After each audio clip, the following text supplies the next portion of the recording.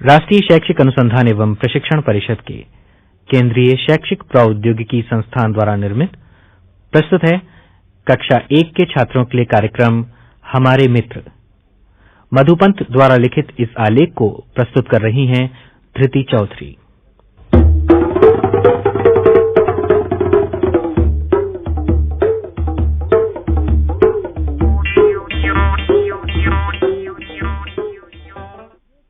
बच्चों, ये कहानी है रामलाल की। रामलाल फल बेचा करता था। वो एक ठेले पर तरह तरह के फल रखता और फिर आवाज लगा लगा कर फल बेचता।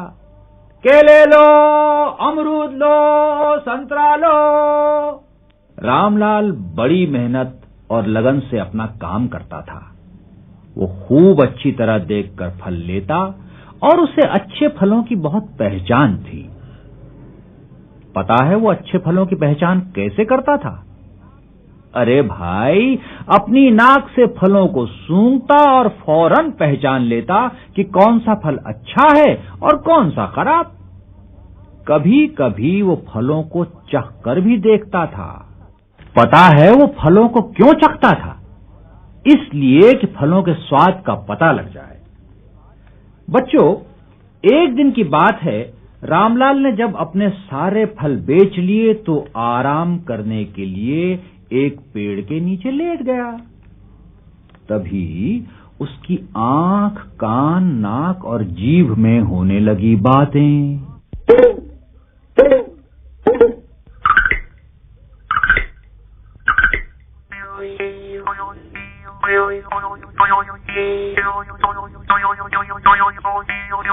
सबसे पहले आंख बोली, मैं तुम सबसे ज्यादा अच्छी हूँ। मैं सबसे ज्यादा जरूरत की चीज जो हूँ। इसीलिए तो लोग मुझे सबसे ज्यादा प्यार करते हैं।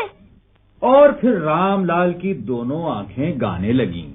हम आंखें कितनी प्यारी हैं, हम आंखें कितनी प्यारी हैं, हम तुम सबसे ही न्यारी हैं, हम आंखें कितनी प्यारी हैं।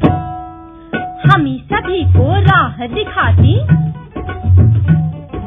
सुबह शाम का भेद बताती। बिन आँखों के रहते कैसे,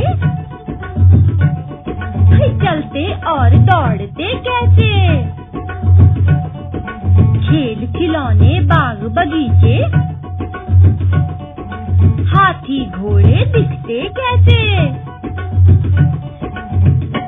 हम आँखें कितनी प्यारी हैं, हम आँखें कितनी प्यारी हैं। अगर नहीं ये आँखें होती, सारी दुनिया अंधी होती।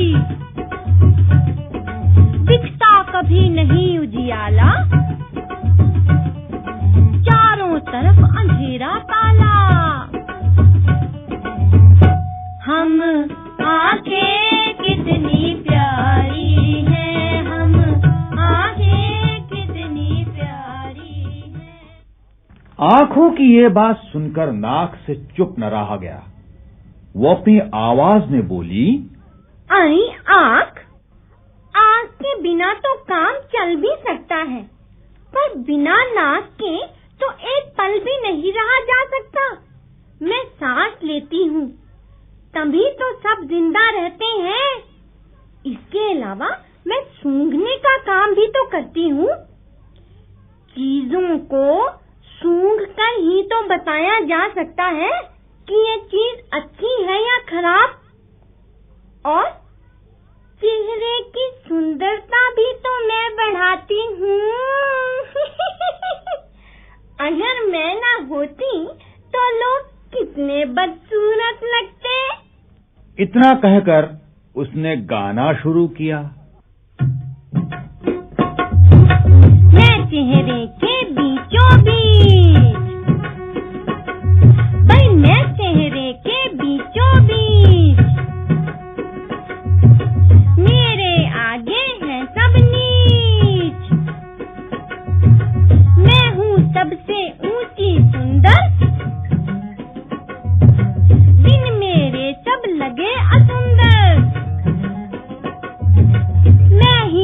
लेती हूँ सांस, देती हूँ जीवन की आस। खुशबू बदबू, भाई खुशबू बदबू सभी सुंघाती, भले बुरे का भेद बताती। अगर नहीं ये होती नाक, भाई अगर नहीं ये होती नाक, कैसे प्राणी लेते सांस। खुशबू बदबू सूंघ न पाते, नकते कहलाते।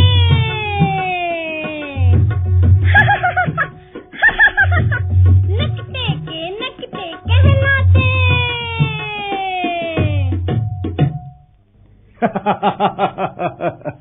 तो नाक की ये बातें भला जीभ को कैसे सहन होती? वो फौरन बोली, जरा सोचो, जीभ के बिना किसी का थोड़ी देर भी काम चल पाएगा? असल में मेरे बिना कोई नहीं रह सकता। मैं ही खाते समय काम आती हूँ। तरह तरह के स्वाद बताती हूँ। मैं ही बोलने में मदद करती हूँ।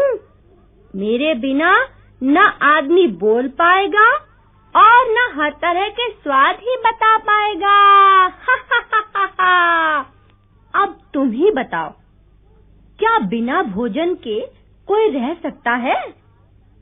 क्या बिना बोले आज तक कोई रह सका है? इतना कहकर जीभ ने शुरू किया अपना गाना। कर ली तुमने अपनी बात, मुझे न दे सकते परमात। कर ली तुमने अपनी बात, जीभ बिना तुम क्या बोलोगे, अपना मुंह कैसे खोलोगे। कर ली तुमने अपनी बात, मुझे न दे सकते परमात। नए नए मैं स्वाद चखाती, मैं भोजन का स्वाद बढ़ाती। खट्टा मीठा और चरपरा, तीखा भोजन तुम्हें बताती। ये जुबान ही अगर न होती, भाई ये जुबान ही अगर न होती, बोल नहीं ना भाषा होती। बिना स्वाद का भोजन करते, गूंगे के गूंगे कहलाते।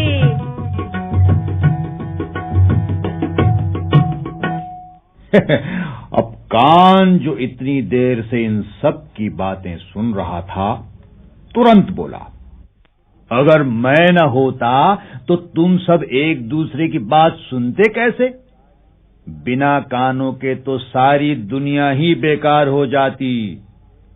तुम सब लाख बोलते, पर मेरे बिना किसी के कानों पर जूं ही न रेंगती। और ये कहकर कान ने गाना शुरू किया।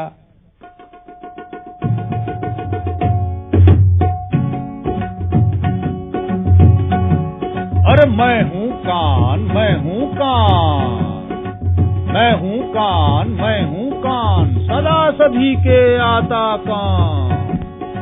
मैं सुनवाता हूँ आवाजें, टन टन खन खन गाजे बाजे।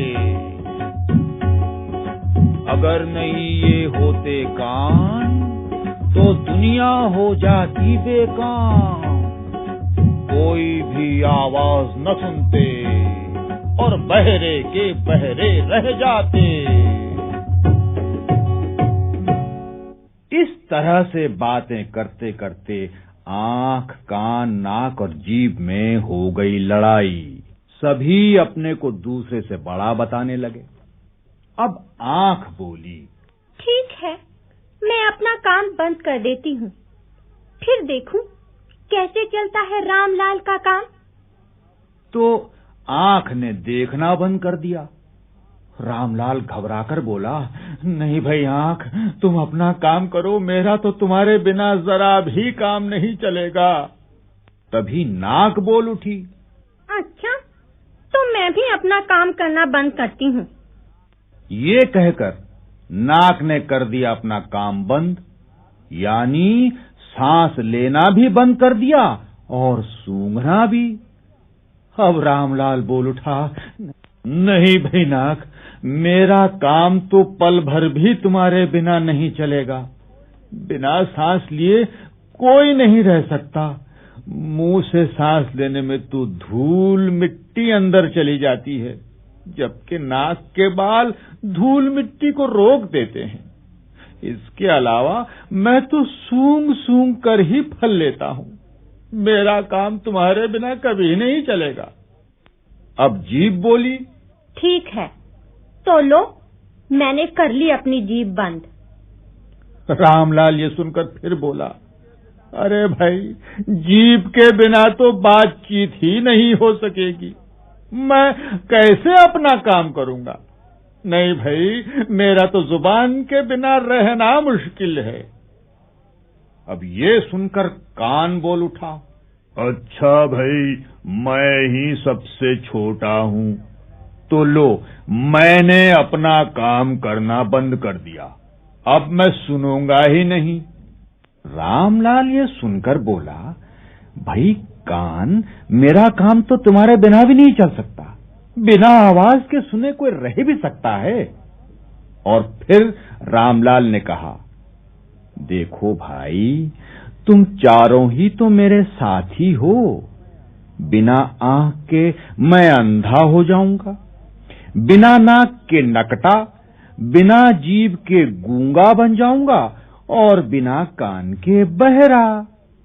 नहीं भाई नहीं, तुम चारों की ही मुझे जरूरत है।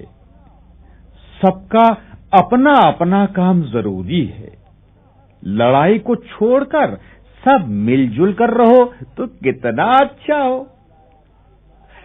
अब रामलाल की ये बात आंख, नाक, जीभ और कान की समझ में आ गई और फिर वे चारों बोले,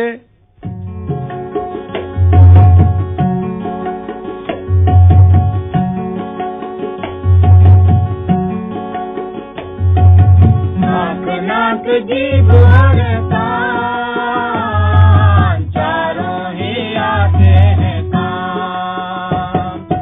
आंख, नाक, जीभ और कान, चारों ही आते हैं काम। हम चारों सबके साथी हैं, हम आपस में भी साथी हैं। आंख, नाक, जीभ और कान, चारों ही आते हैं काम। आंख, नाक, जीभ और कान, चारों ही आते हैं काम। आंख, नाक, जीभ और कान, चारों ही आते हैं।